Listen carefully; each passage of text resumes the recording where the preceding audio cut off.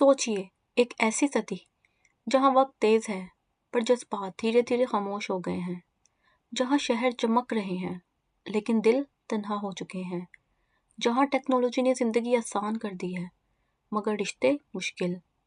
ये कहानी है आने वाली नई सदी की। इस सदी में लोग जिंदा तो हैं मगर जीना भूल चुके हैं। इस नई सदी में हर चीज़ डिजिटल है, घर छोटे हो गए हैं, स्क्रीन बड़ी हो गई है और बातें बहुत कम। लोग एक ही कमरे में रहकर भी एक दूसरे से दूर हैं। हर इंसान के हाथ में डिवाइस है। यहाँ वक्त बचाने के लिए मशीन है पर वक्त देने के लिए लोग नहीं।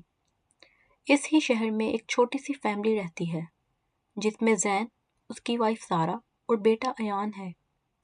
जैन एक एडवांस टेक कंपनी का हिस्सा है। वो रोजाना घर से निकले बगैर एआई कंट्रोल ट्रांसपोर्ट सिस्टम के जरिए सीधा ऑफिस बोर्ड में चला जाता है। वहाँ ना ट्रैफिक होता है ना ही देर, सब कुछ सिस्टम के हिसाब से परफेक्ट। सारा पहले बहुत बातें करती थी, अब ज़्यादातर खामोशी में घर संभालती है। अयान 10 साल का मासूम बच्चा जिसकी दुनिया मोबाइल स्क्रीन और ऑनलाइन गेम्स तक सिमट चुकी है। इस नई सदी में उनकी ज़िंदगी मशीन के गिर्द घूमती है। सुबह होती है, जैन उठते ही अपने एआई असिस्टेंट को कमांड देता है, लाइट्स ऑन, कॉफ़ी रेडी, और मशीन हर चीज़ फ़ौरन कर देती है।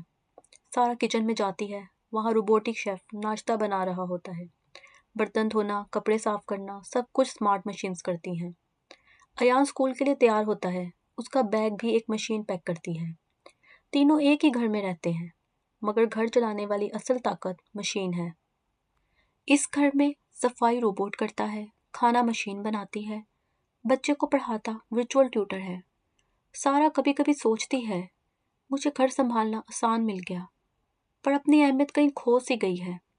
जैन खुश है कि मशीन ने वक्त बचा दिया पर ये नहीं सोचता कि ये वक्त किसी को दिया भी जा रहा है या नहीं। सारा अक्सर सोचती है, कब हम आखिरी दफ़ा हंसकर बात की थी। जैन सोचता है, सब कुछ तो है फिर भी सुकून क्यों नहीं।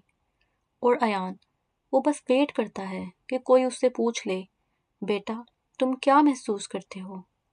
एक दिन अयान का ऑनलाइन स्कूल कैंसिल हो जाता है। वो बोर होता हुआ घर के नीचे वाली बेसमेंट में चला जाता है। बेसमेंट जो सालों से बंद थी, जहाँ मशीन का राज नहीं था, सिर्फ पुरानी यादें थी। वहाँ अयान को एक पुराना ट्रंक मिलता है, जंग लगा हुआ मगर महफूज।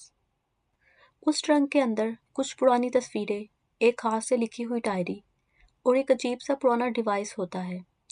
डायरी के पहले सफ़े पर लिखा होता है, अगर तुम ये पढ़ रहे हो तो याद रखना, तुम्हारी नस्ल ने सब कुछ मशीन के हवाले कर दिया है। तुम्हारा दादा। अयान का दिल तेज धड़कने लगता है। वो डिवाइस को उठाता है और जैसे ही उसे ऑन करता है, स्क्रीन चमक उठती है। रात को सब अपने अपने कमरों में होते हैं। मशीन खामोशी से काम कर रही होती है। अयान अपने रूम में डायरी फिर से खोलता है।